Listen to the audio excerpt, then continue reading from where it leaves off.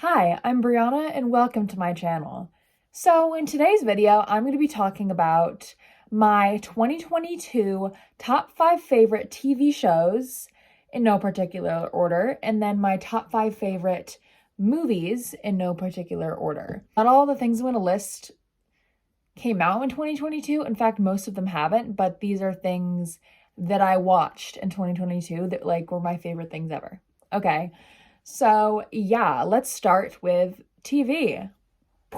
Okay, so first I want to start off with Community. I think I started watching Community in the early spring of 2022. My best friend influenced me to watch it. She showed me an episode and I was like, oh my God, I love this. And I slowly became a Community stan, and literally all we can talk about is Troy and Abed. If you watch Community, you will love Troy and Abed so much. I don't think I've laughed as hard as I have watching Community in ever. I think there can only be one other thing that topped it, and maybe there's a few scenes in New Girl that were funnier that made me laugh, and I laugh really easily. Okay, so the second item is Ginny and Georgia. I watched this in maybe late spring, early summer of 2022, the first season, and I fell in love. I usually don't like teen dramas, young adult drama TV shows, because they're really cringy. And I get secondhand embarrassment really easily. And I did get secondhand embarrassment really badly in the show, but just like the other plot lines were able to make it easier to swallow. And I just love the characters.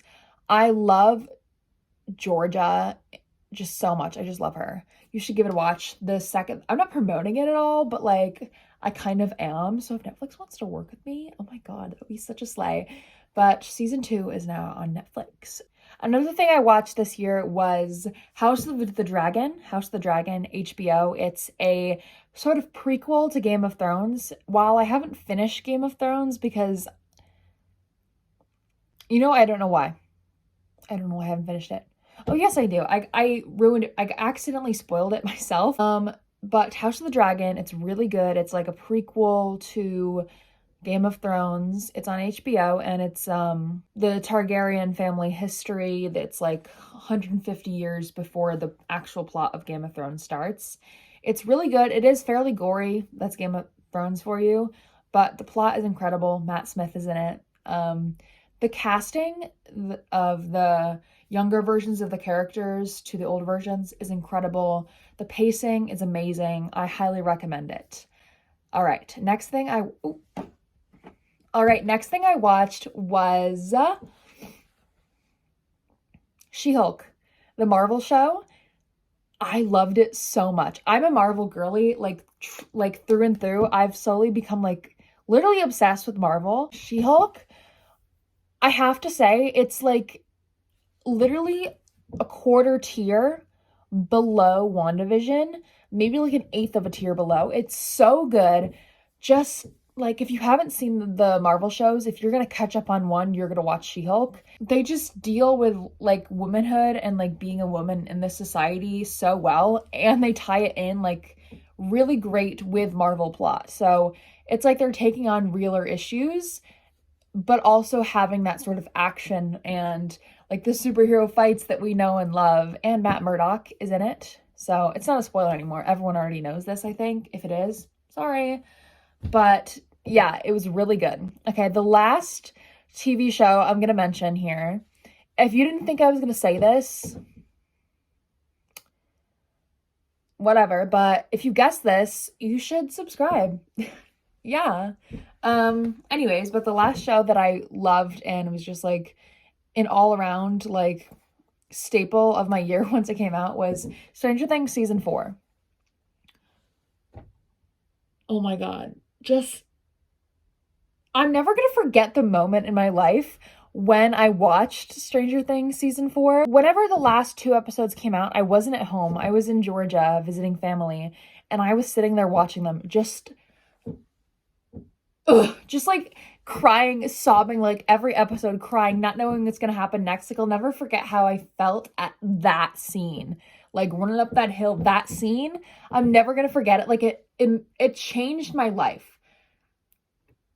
It just altered my brain chemistry in a way that I cannot describe.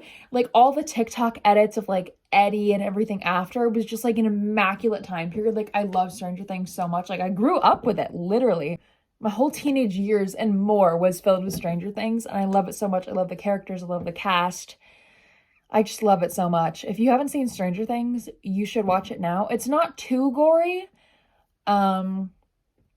But it's just like a good show. If you love 80s music, you're gonna love Stranger Things, okay? So let's move on to my top 5 movies in 2022 in no particular order. So a little bit of backstory. I've been like, oh, there's literally a chipmunk or a squirrel. Yeah, squirrel looking at me through the window. And it just glared me dead in the eyes. Love that.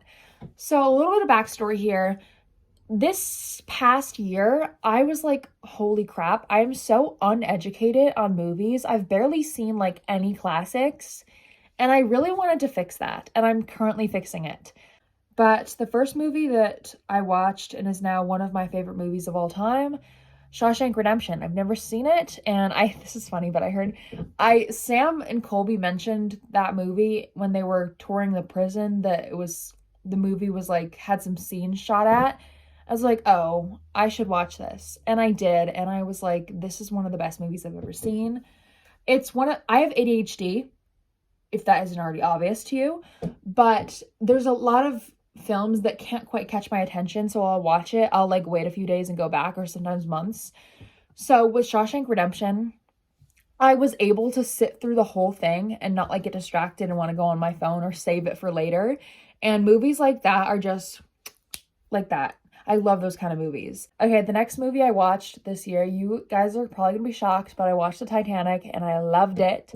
I've been avoiding it for like most of my life watching it because I know it would make me cry. So yeah, I was crying over Titanic. I loved it so much. And everyone loves Titanic. I loved it. Yeah. Another movie I watched was Zoolander, obviously. I don't know what I thought this movie was about. You know what I do? I always thought Zoolander was about like a bunch of people who worked at a zoo, but oh my God, I was influenced to watch it because of all like the Zoolander memes.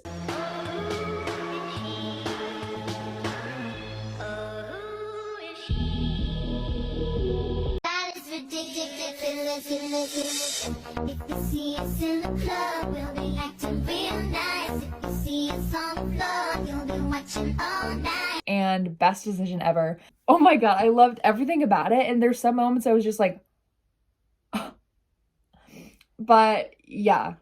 Well, another movie I watched around Christmas time was Holiday. This is a Netflix movie, I think, but it's with Emma Roberts and I forget the male lead's name, but Kristen Chenoweth is also in it. And I'm not usually like a holiday romance movie gal. I'm not really into rom-coms, but I watched this and I loved everything about it. Nothing about it was giving me too much secondhand embarrassment. Emma Roberts' comedic timing was just like impeccable.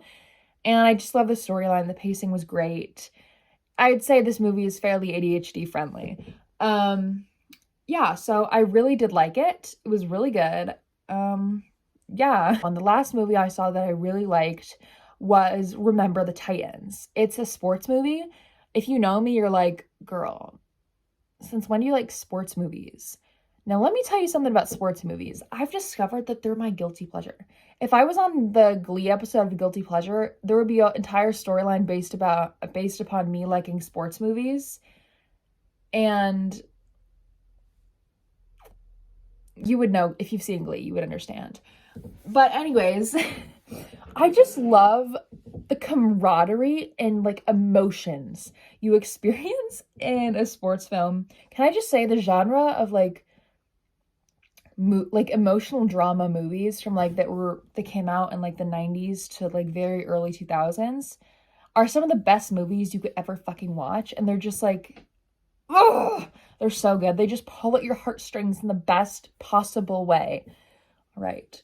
But anyways, Remember the Titans is a football movie, or if you're not American, an American football movie. It deals with racism and overcoming your own personal issues and just working together as a team and learning to trust people. And it's just a really beautiful movie, and it'll probably make you cry. So yeah, those were my 2022 TV and film faves of the year. And I think I'm going to do one of these next year. So yeah, hopefully you like this video. I will see you next time. Bye-bye.